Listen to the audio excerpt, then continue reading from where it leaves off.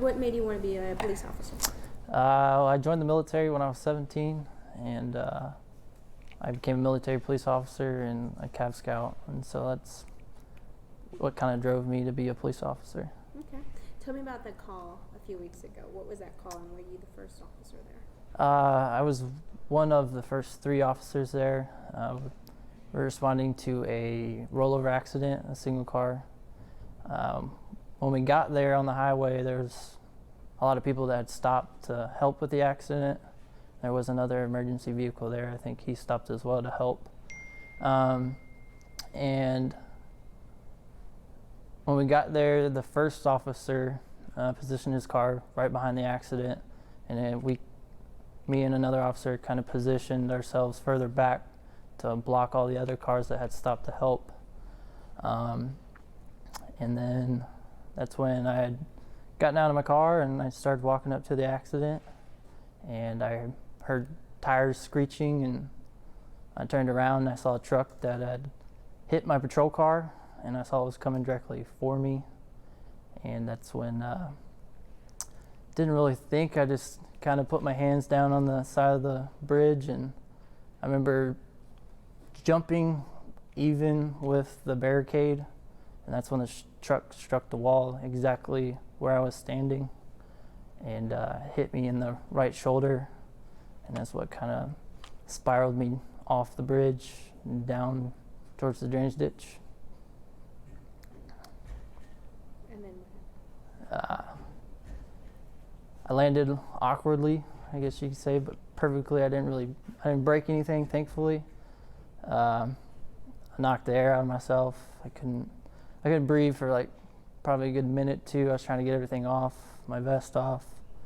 I remember a guy landing next to me as well that had jumped off the bridge. It was another Good Samaritan that stopped to help at the accident, I believe. And I checked to make sure he was okay. He wasn't in good shape, but I was still trying to. I couldn't. After about 30 seconds, I couldn't move. Everything kind of went numb on my legs, and that's when I kind of stopped moving and just laid there till EMS got there. did you have time to call for help, to tell someone? I tried. I landed on my radio, so the antenna broke, and somehow I switched channels, and I wasn't on the right channel, and I tried, but I didn't go through, I don't think. But I did hear my partner through my earpiece say that a car had hit us, and that was the last thing I heard. Garrett, as you're explaining this, I get chills. I can't imagine what you must feel like. Do you still get nervous recalling that? Yeah, it's just kind of shocks the conscience, like our chief had said prior. I watched the video only twice, and so it's something that it's kind of hard to see, I guess, or unsee once you see it. And I was there and I saw it. I remember the grill of the truck before it hit me. I could tell. I told the EMS personnel, I was like, that was a Toyota Tundra, before I even knew anything about the accident. It's just the way, I guess, I wish I could have warned the others that were up there ahead, because I was pretty far back. It just happened. It happened so quick. I'm thankful I heard the squealing of the tires, because if I didn't hear that, it would have ran right through us. What do you think saved you? The screeching of the tires. I can't tell you what I was thinking. It just happened so fast. I just remember seeing the truck coming, and I can tell you now, if I knew it was a 20-foot drop, I probably would have thought about it, and I probably wouldn't be here if I thought about it. Just quick action. Does anything that you've gone through in the police or in your military career, does anything ever prepare you for acting on your own? It's like they always teach fight or flight, and so that there's no fighting a truck that's coming straight for you. So that was something that, honestly, I couldn't tell you what I was thinking. I was just just reacted. I don't think there's anything out there that can save you from a truck that's coming at you and you're walking on the side of the road. You know, it's either, you know, you jump or you get hit.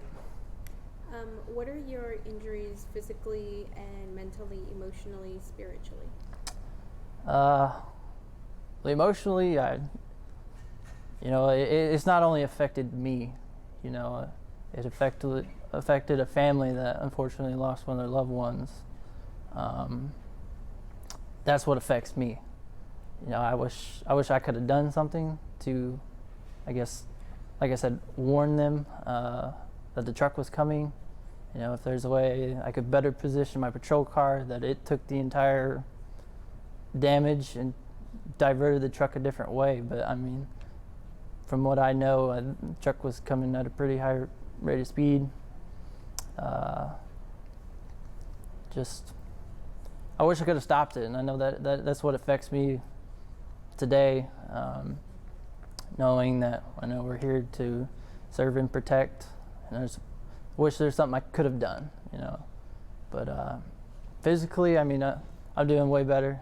I sustained a shoulder injury and a lower back injury. I'm still waiting to get an MRI for my lower back, just to be on the safe side to get cleared of any, I guess, damage that they don't know about or I don't know about. But overall, I mean, I'm back in good spirits. I'm glad that, you know, my other partner that's still recovering is getting better. I preach it all the time to people I hang around with. You know, if you're gonna go out and drink and drive, you know, make sure you have a plan. You know, I tell people every day that, you know, it's not worth it to go through this. I never experienced this way on this side before, and though it did directly affect me, but it also affected me through other people that were there. Just because me and my partner, we share a close bond. I mean, all of us do. You know, seeing him hurt, knowing that he can't work for right now, it's bothering. You know, it's like, then again, you wish you could do something. But you know, I just for people, if you're gonna drink and drive, make sure you have a plan. Make sure you have someone that come get you by Uber. I mean, you'd rather pay for a tow truck than get arrested for DWI or live with the fact that, you know, you just hurt somebody or possibly could hurt somebody. Did you haven't gone back on the streets? Nope. Are you ready for that? Is that going to change, do you think?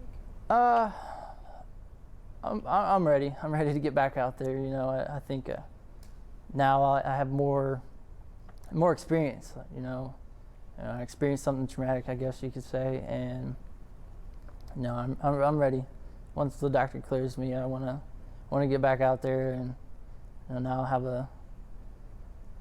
an urge to get back on the highway and make sure that people aren't drinking and driving. I just want, I guess, more awareness.